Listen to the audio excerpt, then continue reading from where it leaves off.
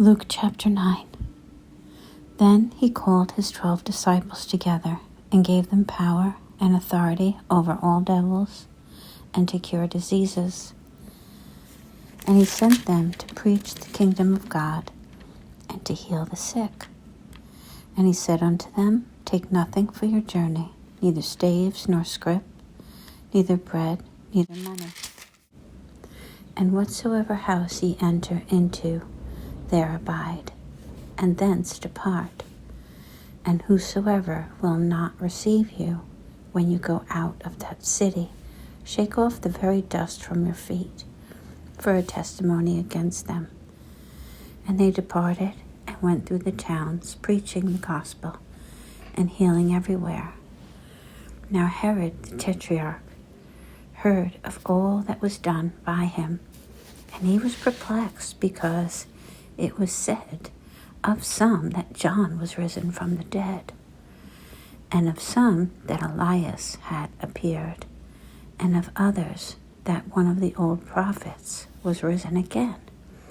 And Herod said, John have I beheaded, but who is this, of whom I hear such things? And he desired to see him. And the apostles, when they were returned, told him all that had been done, and he took them and went aside privately into a desert place belonging to the city called Bethsaida. And the people, when they knew it, followed him, and he received them, and spake unto them of the kingdom of God, and healed them that had need of healing. And when the day began to wear away, then came the 12, and said unto him, Send the multitude away, that they may go into the towns and country round about, and lodge, and get victuals, for we are here in a desert place. But he said unto them, Give ye them to eat. And they said, We have no more but 5 loaves and 2 fishes, except we should go and buy meat for all the people. For they were about 5,000 men. And he said to his disciples, Make them sit down by 50s in a company. And they did so, and made them all sit down. Then he took the 5 loaves and the 2 fishes, and looking up to heaven, he blessed them, and brake, and gave to the disciples to set before the multitude. And they did eat, and were all filled. And there was taken up of fragments that remained to them 12 baskets. And it came to pass, as he was alone praying, his disciples were with him. And he asked them, saying, Whom say the people that I am? They answering said, John the Baptist, but some say Elias, and others say that one of the old prophets is risen again. He said unto them, But whom say ye that I am? Peter answered, said, The Christ of God. And he straitly charged them, and commanded them to tell no man that thing, saying, The Son of Man must suffer many things, and be rejected of the elders, and chief priests, and scribes, and be slain, and be raised the 3rd day. And he said to them all, If a man will come after me, let him deny himself, and take up his cross daily, and follow me. For whosoever will save his life shall lose it, but whosoever will lose his life for my sake, the same shall save it. For what is a man advantage, if he gain the whole world, and lose himself, or be cast away? And whosoever shall be ashamed of me, and of my words, of him shall the Son of Man be ashamed, when he shall come in his own glory, and in his Father's, and of the holy angels. But I tell you of a truth, there be some standing here which shall not taste of death till they see the kingdom of God.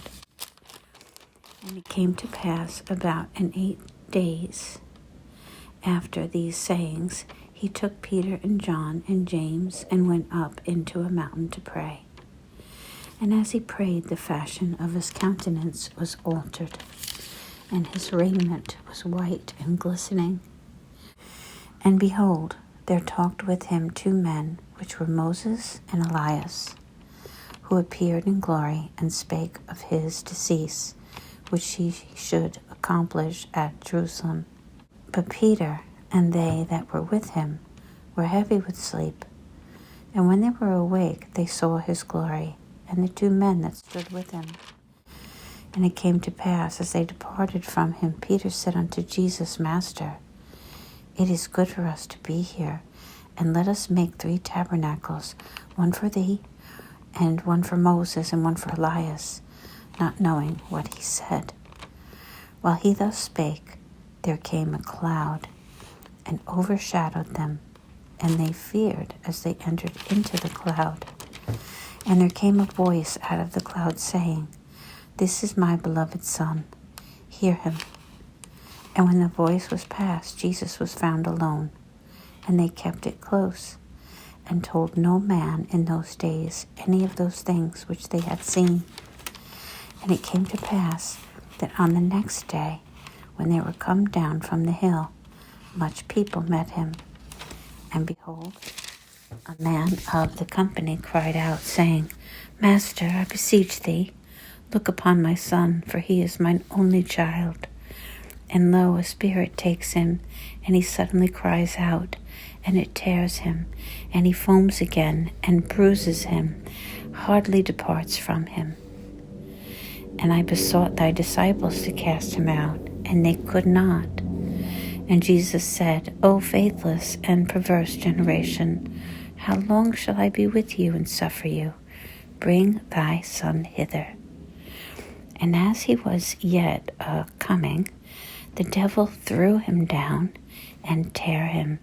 And Jesus rebuked the unclean spirit, and healed the child, and delivered him again to his father.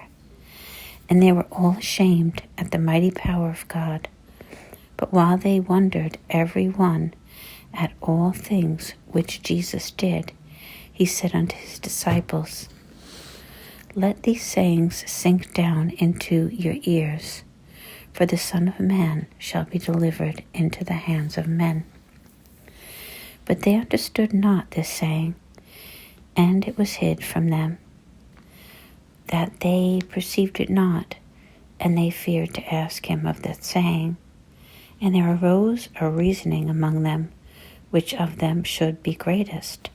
And Jesus perceived the thought of their hearts, took a child, and set him by him, and said unto them, Whosoever shall receive this child in my name receives me, and whosoever shall receive me receives him that sent me.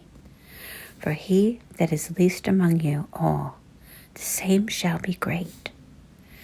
And John answered and said, Master, we saw one casting out devils in thy name, and we forbade him, because he follows not us. And Jesus said unto him, Forbid him not, for he that is not against us is for us. And it came to pass, when the time was come, that he should be received up, he steadfastly set his face to go to Jerusalem, and sent messengers before his face. And they went and entered into a village of the Samaritans to make ready for him. And they did not receive him, because his face was as though he would go to Jerusalem. And when his disciples, James and John, saw this, they said, Lord, wilt thou that we command fire to come down from heaven and consume them, even as Elias did? But he turned and rebuked them and said, You know not what manner of spirit you were of. For the Spirit of man is not come to destroy men's lives, but to save them. And they went to another village. And it came to pass that as they went in the way, a certain man said unto them, Lord, I will follow thee wherever thou goest. And Jesus said unto him, Foxes have holes, and birds of the air have nests, but the Son of Man has not where to lay his head. And he said unto another, Follow me.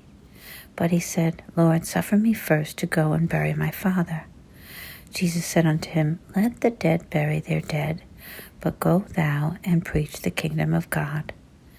And another also said, Lord, I will follow thee, but let me first go bid them farewell, which are at home at my house.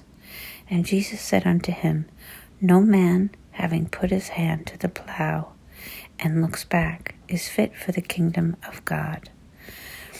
Okay, so that was the end of chapter 9. There's a few things in this chapter that I don't understand. It would be good for me to ask about this to a real biblical historical scholar to understand some of this. Some things that were said that just don't seem quite right, like let the dead bury their dead. But I believe I heard one time that his father wasn't dead. He was going to wait until my father dies before I leave. So there's that. And then there was another one that I don't understand at the end, where he asked, can I go say goodbye to my family first? And he basically said, no, and if you do, you're not fit for the kingdom of God. So that's not congruent with who Jesus was, the love that he had. So there had to be something more to that, but I just don't know what it is. Okay, so that's it for today. See you tomorrow.